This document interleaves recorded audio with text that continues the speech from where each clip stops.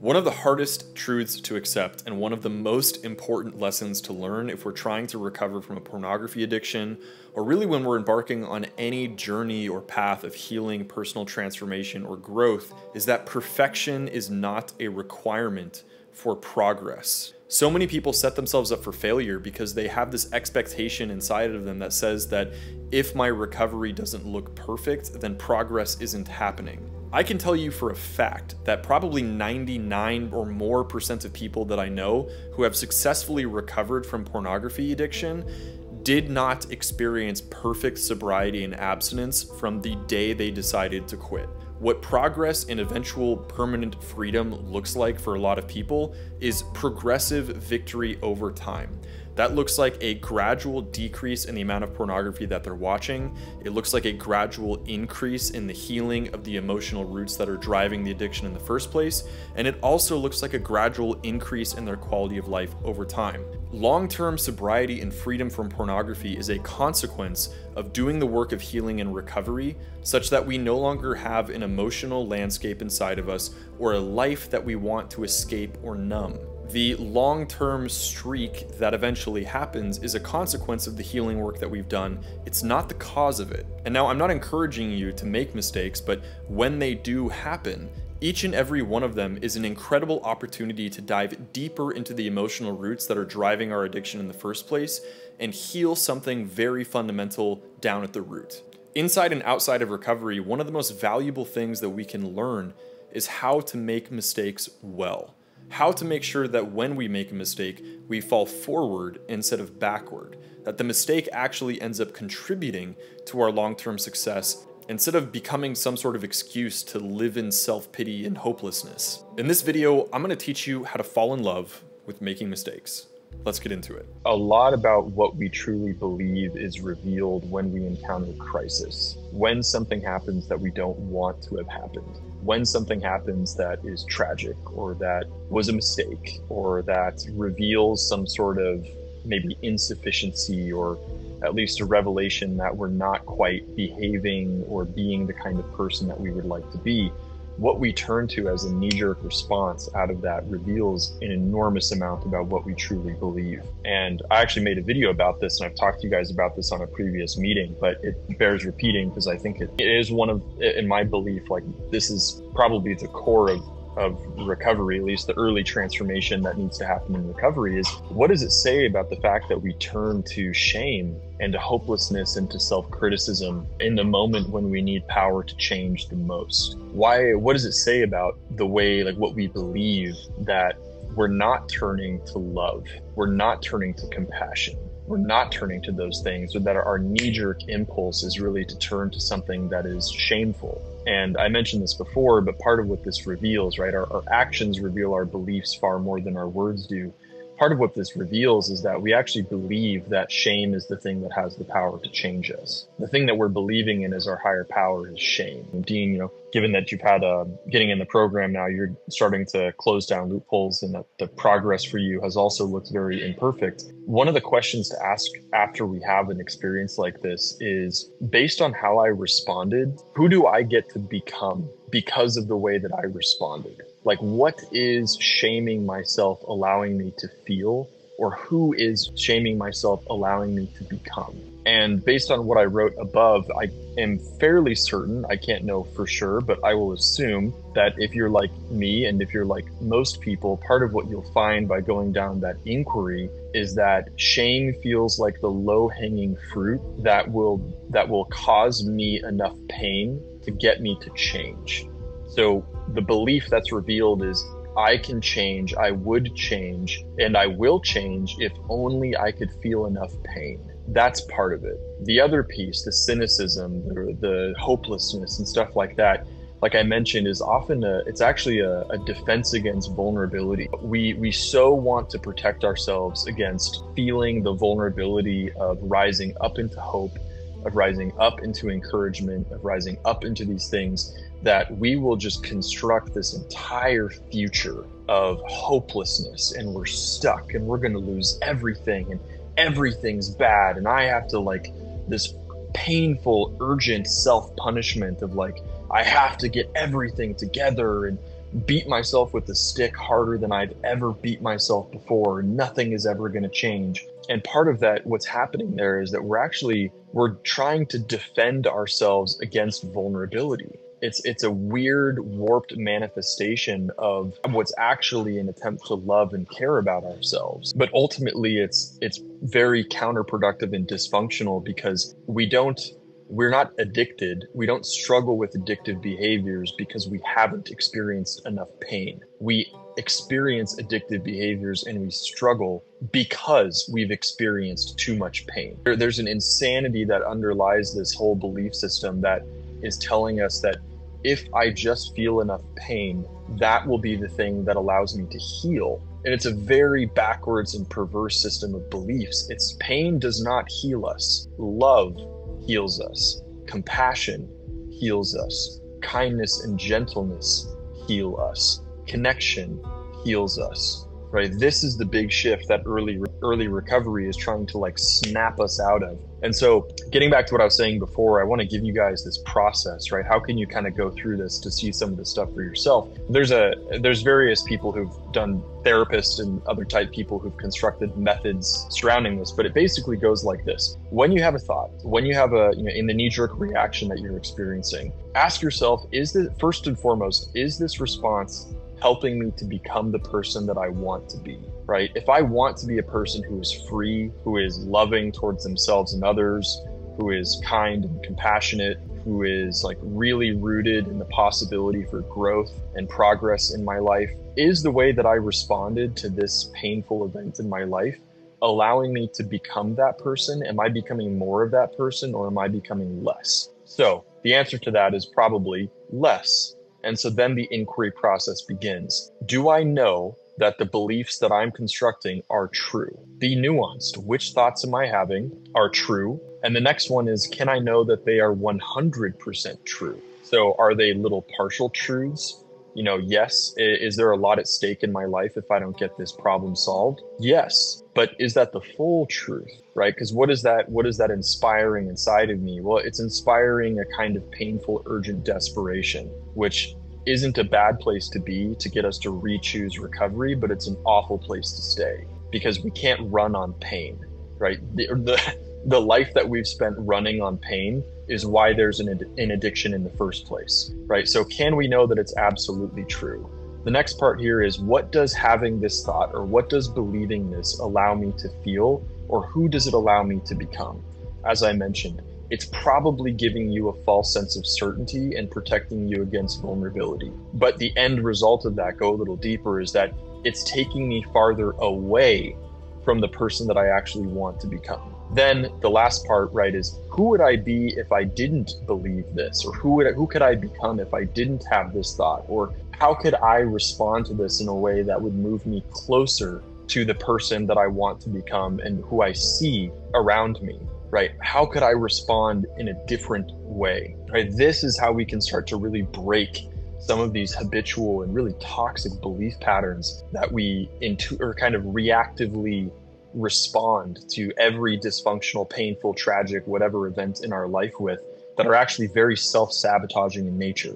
Turning from this very shameful, self-critical, resentful, cynical, disappointed, whatever mindset as a tool for transformation towards a mindset of immense warmth, kindness, gratitude, self-compassion, connection, and also a deep connection to the truth, right? Those two mindsets produce radically different results. One will keep us stuck in self-sabotage as we increase the amount of pain that we're experiencing and yet expect ourselves to somehow not addictively act out and self-soothe.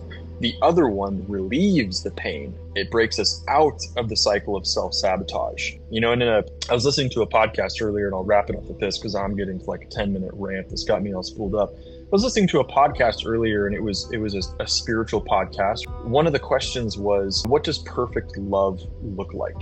And if one of our missions in life is to grow in that direction, then what would that sort of involve? One of the pieces of that is, we imagine that a higher love would be able to, and this is seen throughout, for example, the biblical stories, that often the people that are used are imperfect. They make incredible mistakes, and yet they're still used for something good.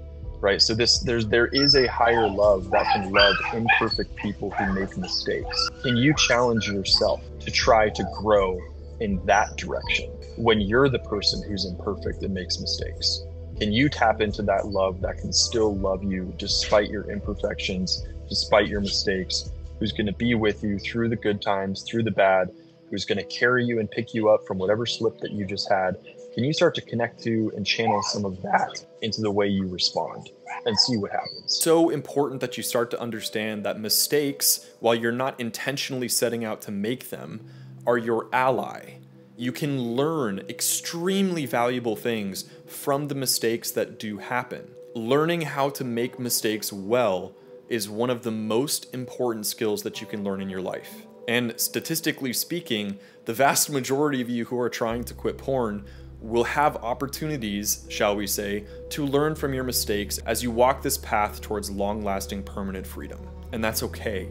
I heard somebody once say that pride rises up into grandiosity and it also sinks down into shame. Grandiosity and shame are actually two sides of the same coin. And in either case, the thing that is uniting both of them is that we're certain that we're right. We're so certain that we see the full picture. We're so certain that we see what's possible in our life and what's not. We're so certain that we're so good, or that we're so bad, or that we're stuck forever. Now, you may not be Christian and that's okay, but in Christianity, this is why the idea of Satan is highly associated symbolically with the intellect. Our intellect produces these false, harmful, untrue stories that only serve to reinforce a grandiose or shame-based identity. One side of our brain is a bullshit factory and the other side is buying it. We then fall in love with the bullshit. And then we find that we're getting some kind of sick, perverted high and sense of self-righteousness from this world of self-pity that we've now convinced ourselves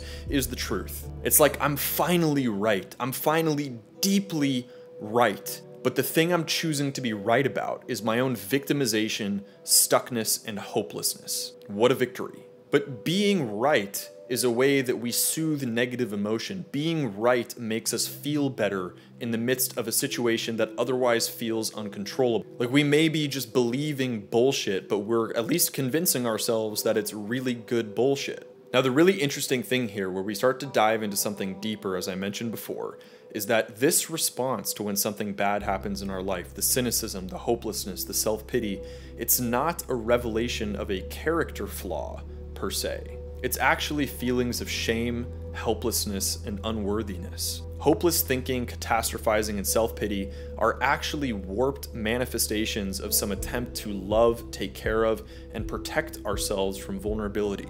Some part of us believes that it is so painful to rise up into hope once more, or to allow ourselves to feel encouraged only to fall flat on our face again. That we protect ourselves from that pain and vulnerability by just resigning ourselves to build our entire house and identity in hopelessness, in discouragement, and in self-pity. It's often easier just to stay disappointed than it is to be disappointed again. And as I mentioned at the beginning of the video, a lot of what drives this disappointment are the expectations that we are placing on ourselves, on what recovery is supposed to look like, and on what life is supposed to look like. We're holding on so tightly to this idea of what we think progress looks like, of what we think recovering looks like, of what we think radical transformation looks like, even though we may have never experienced it, that when we slip, when we make a mistake, when things don't go our way, when we experience loss and tragedy, we just throw our hands up and we give up. We slip back into this old, familiar, addict, junkie brain thinking that says good people don't have bad feelings. Bad things don't happen to good people. Successful good people don't make mistakes. So because I made a mistake or because something tragic happened, I must be both a bad person and a failure. Now, referring back to the intellect thing, it is our insistence that we know what recovery is supposed to look like, and the system of expectations that forms around that belief that ends up secretly winding up this jack-in-the-box of incredible pain, disappointment, and implosive self-destruction any time that a mistake happens. When we make a mistake, when we have a setback, when our humanity inevitably emerges, this jack-in-the-box bursts out with tremendous force, smacking us square in the face and sending us tumbling through resentment, self-pity, catastrophizing, hopelessness, shame, and self-criticism, and all the rest. But were we not the ones who began winding the crank in the first place? So how can we have sustainable hope? How can we be certain in a healthy way that the transformation and healing that we are looking for is possible? How can we have faith in something we cannot see? Fortunately for you, and fortunately for me, that reality is actually all around us. You can find it in me, as somebody who is just as far down as you have ever been, or probably farther, who has managed to find a way out. I find it in the people around me who have also achieved the healing that I'm looking for. So part of this journey of healing looks like humbling ourselves and finally becoming right-sized. We neither puff up into grandiosity, nor do we fall down into shame. By humbling ourselves and letting go of this false sense of certainty that we're so stuck, that we're the special, terminally unique person for whom this whole recovery thing just doesn't work, then we start to open the door to allowing progress to happen.